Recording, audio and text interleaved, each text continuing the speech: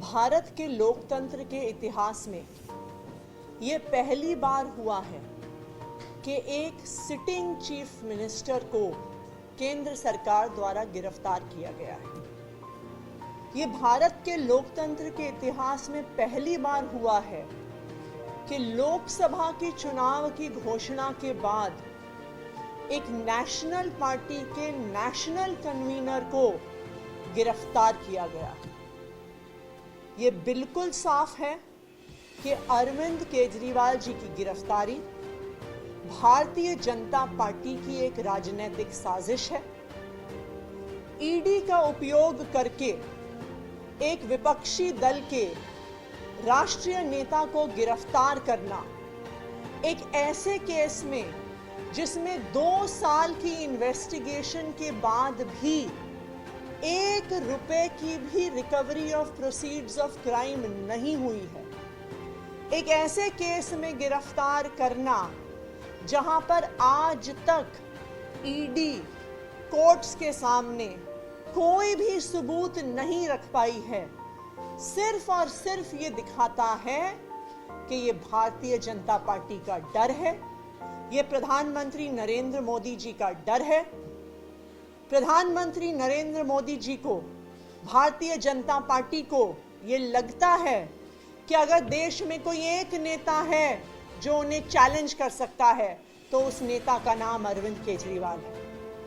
इसलिए भारतीय जनता पार्टी और प्रधानमंत्री नरेंद्र मोदी जी हर संभव कोशिश कर रहे हैं कि वो अरविंद केजरीवाल को कुचल दें, आम आदमी पार्टी को कुचल दें। तभी एक के बाद एक आम आदमी पार्टी के एक एक नेता को गिरफ्तार किया जा रहा है। आज आम आदमी पार्टी के number 1, number 2, number 3, number 4, number 5 के सारे नेताओं को झूठे आरोपों पर भारतीय जनता पार्टी शासित केंद्र सरकार और उनके पॉलिटिकल हथियार एनफोर्समेंट डायरेक्टरेट ने गिरफ्तार कर लिया। लेकिन मैं भारतीय जनता पार्टी को यह बताना चाहती हूं कि अरविंद केजरीवाल सिर्फ एक मुख्यमंत्री नहीं है, अरविंद केजरीवाल सिर्फ एक नेता नहीं है, अरविंद केजरीवाल एक विचार है, अरविंद केजरीवाल एक प्रेरणा है। अरविंद केजरीवाल वो आदमी है जो अपनी IRS की नौकरी छोड़कर, इनकम टैक्स की नौकरी छोड़कर दिल्ली की सड़कों पर उतरा था इस देश के लोकतंत्र को बचाने के लिए, इस देश के संविधान को बचाने के लिए। और आज अगर आपने चुनाव से जस्ट पहले अरविंद केजरीवाल को गिरफ्तार किया है, उनको कैंपेन में जाने से रोकने के लिए गिरफ्तार किया है, तो मैं भारतीय जनता पार्टी को बता दूं कि आप एक अरविंद केजरीवाल को गिरफ्तार कर सकते हैं, लेकिन हजारों अरविंद केजरीवाल दिल्ली की सड़कों पे और देश की सड़कों पे उतरेंगे इस देश के लोकतंत्र को बचाने के लिए।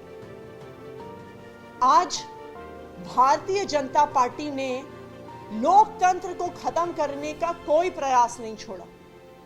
हम देख रहे हैं कि किस तरह से एक के बाद एक सभी विपक्षी दलों पे और सभी विपक्षी नेताओं पे हमले हो रहे हैं। अगर वो भारतीय जनता पार्टी में चले जाते हैं तो उनके खिलाफ केस बंद हो जाते हैं, अगर वो भारतीय जनता पार्टी में जाने से मना कर देते हैं तो उन्हें उठा के जेल में फेंक दिया जाता है। दूसरी तरफ हमने देखा है कि किस तरह से कंपनियों को ईडी और सीबीआई के माध्यम से डरा के, धमका के, उन पे केस करके उनसे इलेक्टोरल बॉन्ड्स के माध्यम से हजारों करोड़ की उगाही करी है भारतीय जनता पार्टी। एक तरफ हेमंत सोरेन की गिरफ्तारी होती है, दूसरी तरफ कांग्रेस पार्टी का बैंक अकाउंट फ्रीज होता है। ये आने वाले लोकसभा चुनाव को, आने वाले पूरे देश में होने वाले चुनाव को अफेक्ट करने का तरीका है, विपक्ष को खत्म करने का तरीका है। ये चुनाव को चोरी करने का अगर तरीका नहीं है तो क्या है? आप सारे विपक्षी नेताओं को जेल में डाल दोगे, आप सारी पार्टियों के बैंक अकाउंट फ्रीज कर दोगे, तो कोई भी चुनाव कैसे लड़ेगा? लेकिन मैं भारतीय जनता पार्टी को यह बता दूं कि जो आप ये विपक्ष के खिलाफ, जो आम आदमी पार्टी के खिलाफ, जो अरविंद केजरीवाल के खिलाफ साजिश कर रहे हैं, इसका जवाब दिल्ली आपको देगी, इसका जवाब पंजाब आपको देगा, इसका जवाब पूरा देश आपको देगा। आज एक और चिंता भी है हमारी। देश में पहली बार एक सिटिंग चीफ मिनिस्टर जिनके पास Z+ सिक्योरिटी है, Z+ सिक्योरिटी कवर है, उनको अरेस्ट किया गया। अब अरविंद केजरीवाल, दिल्ली के मुख्यमंत्री अरविंद केजरीवाल जी की सिक्योरिटी के लिए कौन जिम्मेदार है? आज वो ईडी के ऑफिस के अंदर है। उस ऑफिस के अंदर कौन जा रहा है, क्या लेके जा रहा है, इसके लिए कौन जिम्मेदार होगा?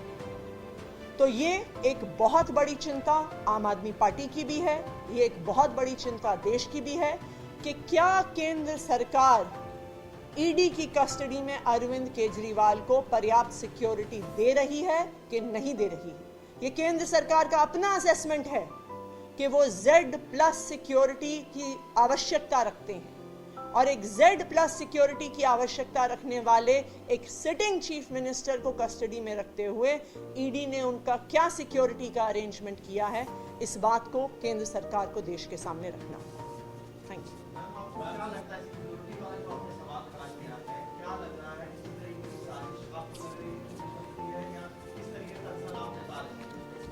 देखिए, अरविंद केजरीवाल जी एक Z+ सिक्योरिटी के प्रोटेक्टिव हैं। अरविंद केजरीवाल जी इस देश के इतिहास में पहली बार अरेस्ट हुए सिटिंग चीफ मिनिस्टर हैं। हेमंत सोरेन जी की भी जब गिरफ्तारी हुई थी, उन्होंने गिरफ्तारी से पहले इस्तीफा दे दिया था। तो आज ये बहुत बड़ा सवाल है कि एक सिटिंग चीफ मिनिस्टर को जो सिक्योरिटी मिलनी चाहिए, क्या उनको ईडी की कस्टडी में मिल रही है? कौन उस ईडी के ऑफिस में अंदर जा रहा है? जिस लॉकअप में अरविंद केजरीवाल हैं, उस लॉकअप में कौन जा रहा है, उनकी क्या चेकिंग हो रही है, उनके पास क्या मटेरियल है, इस सब के लिए कौन जिम्मेदार होगा?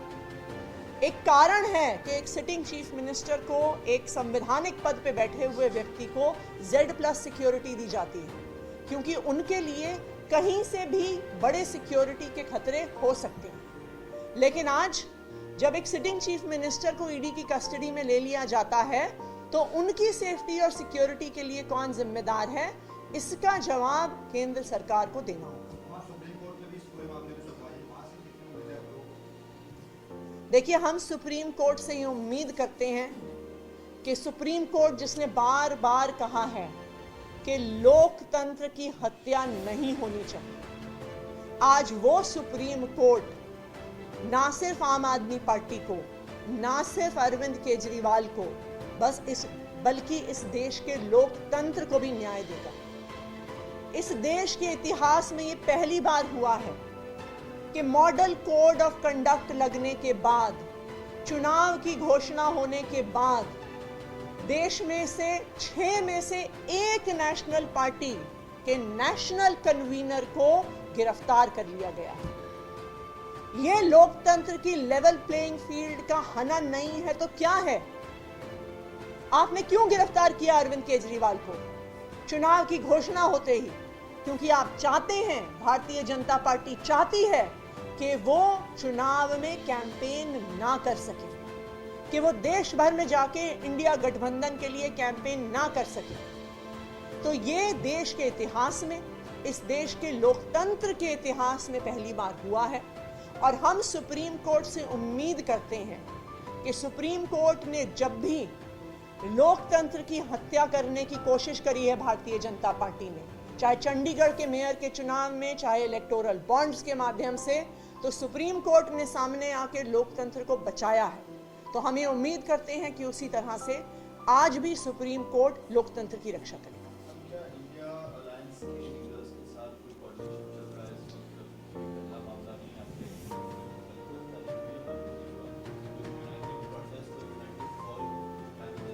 हम लगातार इंडिया अलायंस के नेताओं से सबसे टच में हैं।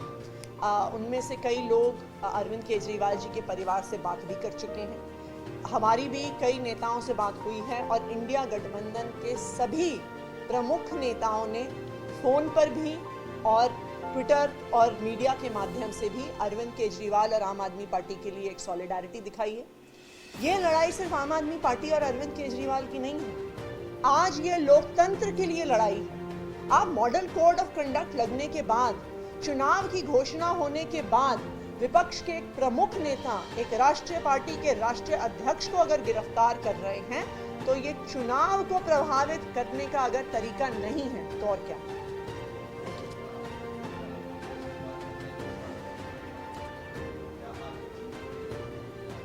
बिल्कुल प्रोटेस्ट होगा, लेकिन आज केंद्र सरकार का जो डर है वो दिल्ली की सड़कों पे भी दिख रहा है। आज आम आदमी पार्टी के ऑफिस को एक छावनी बना दिया गया है। आम आदमी पार्टी के ऑफिस के सामने 2 से 2,500 पुलिस वाले खड़े हैं। आम आदमी पार्टी के ऑफिस की सड़क के सामने हजारों पैरामिलिट्री फोर्सेस वाले खड़े हैं।